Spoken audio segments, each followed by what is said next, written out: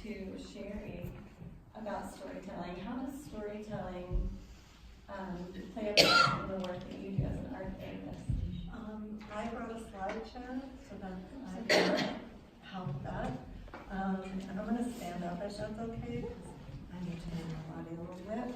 So part of what I do is I do movement therapy. I'm an experiential therapist. So if everybody needs to take a breath right now. I'm really, like, that was big, right? That was like, yeah. Right? So that's like real, right? Like, we all just felt a lot. Like, this is unscripted, okay? We all just heard a pretty intense story, right? So everybody in this room, I imagine, is feeling some level of stress, your own. Maybe you've had your own experiences in that way.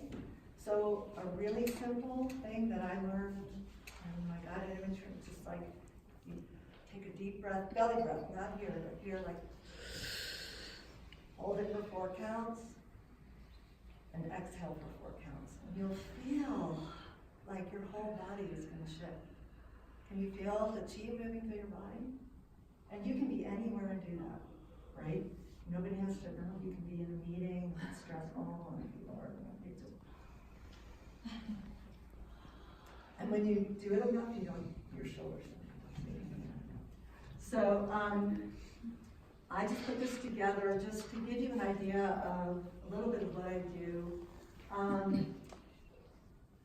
I didn't really expect to come here and talk about my own journey, but as I kind of went through the invitation that Charles gave me, I realized that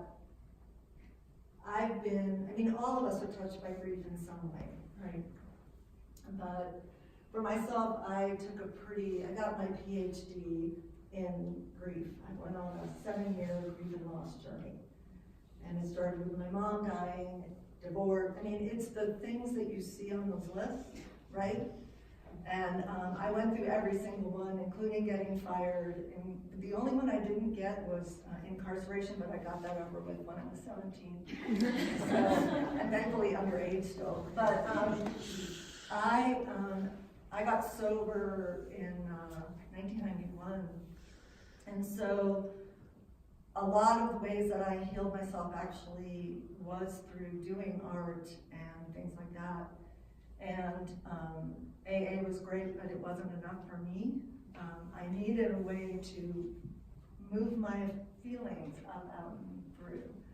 And, we were talking about this a little bit, how we march through, that especially I think, we're like mountain people, right? Like, what's next? What's next? Where's the next mountain? So we're kind of acculturated to this. I've got it. And I did that until I kind of collapsed. And I didn't collapse until I actually left the valley to go heal for 2 years. And it was when I got to California and I was mucking stalls, and I call it shovel shit, carry water. That's what I did for 2 years to heal myself. And honestly, it was the greatest 2 years of my life, but I also fell apart for about 4 months. I thought I was dying. That's how much stress I had been carrying. So the pieces that you're going to see are both my own and some of the wonderful people that I get to work with every day. And I found this quote, and I thought it was so, it reminded me of when Charles gave me the title, The Healing Properties of Grief. I was like, what? Like, what? But yet, there is so much healing in this, right? There is so much healing. It's that dark night of the soul. We are going on a journey, taking a journey. And it's not pleasant, but there is a place where we can come forward and deepen our sense of who we are within ourselves. What is grief? It's a natural response to loss. It's the emotional feelings you're going to feel in response to the loss of someone or something you love. And some of this, what I went through, especially when I lost my mom was ill for most of my life, and I was her caregiver for most of my life. And so I thought I was prepared for her to die. I was not. you know, I mean, I was in no way prepared for that. And I kept, you know, like people around me, I think like after 2 weeks were like, aren't you better yet? And I'm like, no, you know, and I felt like I was separating out the strands of our DNA, that's what I said. So there's some myths there. Grief only occurs when a loved one dies. You have to go through the 5 stages of grief in order. Oh, it was just an animal, get over it. Tears are a sign of a weakness or a flaw. You should just get over it and go on with your life. And some of you may have heard those things, right? In your own house. Unfortunately. Right. So these are just some things that it can be triggered by any significant loss. Grief has absolutely no order. You're gonna find yourself in a spiral where you're going in, out, and other. Some days you're gonna be angry, some days you're gonna be happy, some days you're gonna be raging mad. Grieving the loss of an animal, especially for people who don't have kids, like me, can be as significant as losing a human. Tears are a sign of health and emotional expression, and grief, my friends, has no time limit, so don't feel pressured. Find people who understand that. No two people are gonna grieve the same way. As a culture, we often have difficulty knowing how to support one another. Listening is key. Cultural and religious differences can play an important role in the way that a person or community grieves a loss. And the way we grieve depends on who we are, really, even in our temperament. So why art and horses? Well, it wasn't planned, but the art healed me, and it's a form of mindfulness, and then the horses actually started coming into my paintings a year before my mom died. I didn't understand it then, but I realized that it came in to actually get me through that process. And the very cool thing about horses is that they actually help us to come into what we call congruence. So is everybody familiar with the heart math process? Okay, so if you don't know this, look it up on the internet. It's heart math, like numbers. And I was actually part of a study that they did with the horses, where we measured the heart of the horse and the heart of the human. And so what Jared was talking about, sort of the tend and befriend, just literally stepping into the heart field of a horse can allow your own heart rhythm to regulate down. Horses live in a natural state of congruence. They are fight and flight, for sure, but they don't ruminate about the mountain lion for the next 3 weeks. They get over it.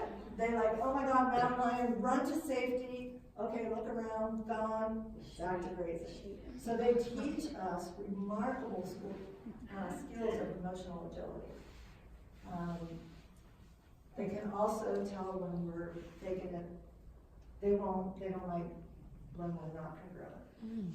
So the creativity supports mindfulness, understanding, and integration. I work with adults and kids in all this, mental health and wellness. Work with cancer patients. I work up at Callaway one morning a week. And the whole part, I think, of the journey of grief is this place of coming to resilience and knowing ourselves in a different way than we perhaps began. This was I did a program with cancer survivors. This is the outside that they show to the world. That's the inside, and it's all eggshells that she glued in there. This is working with addicts. You know, for most of us who suffer trauma or any kind of addiction, we are pretty much running around from here up. I didn't know what a feeling was until I was like 35. And I used drugs and alcohol. That's how I coped. And this kind of work allows the emotion and feelings to come up, out, and through us. And for some of us, I'm not a good meditator, but when I'm doing my art, I'm gone, and then I return. And it really is a form of mindfulness. We have a free class. You're going to hear from a couple of students that come to a free class every second Sunday of every month at the Art Base.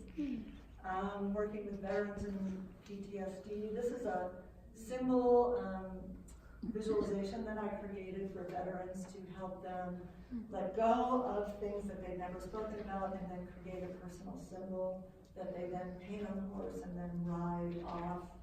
And as they're feeling the hoofbeats, they're leaving whatever they need to do in the dust. I do a lot of community ritual with people, and we worked with the Lake, I work with the Lake Christine Fire, thankfully through the Art Base as well. And this is another child just expressing their feelings from the fire. This is labyrinth work that we did. And we create ways of remembering for people. A lot, our culture we've forgotten what ritual is. We've lost that. And we've lost how important it is to create ritual. Not just about good things, but also about hard things. And one of the things about grief and loss is we feel so freaking alone. Like nobody gets how alone I feel. No one in the whole world, like Charles said, I feel like I'm going crazy and no one can ever understand that. When we come together in community, we know that others feel that way. And we can create ritual. This is my joy mentor, just before she died, with my horse Sunday. And this was a ritual I created for my equine partner. Grief can be like swimming in the ocean. There'll be days when you're caught in the undertow, and others you're going to find yourself floating on the surface. My 3 wishes for you is to give your heart time, seek support, and ask for wisdom. Thank you for joining us. Thank you, Sheri.